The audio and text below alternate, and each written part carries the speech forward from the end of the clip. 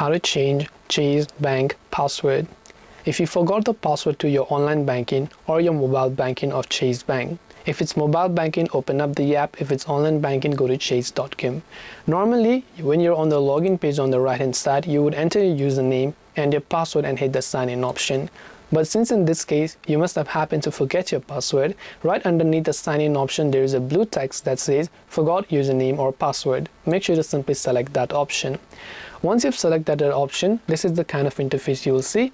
It will ask you to confirm your identity because without verifying the owner of the account, it cannot give you access to reset your password. So you have to enter your social security number or tax identification number, account, card or application number, whatever you have. Select the next option, follow the on-screen instructions, and it might send you and give you the option to reset your password after you verify with other details.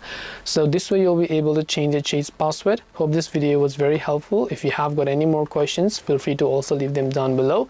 Thank you very much for watching till the very end, and see you soon as always in the next video.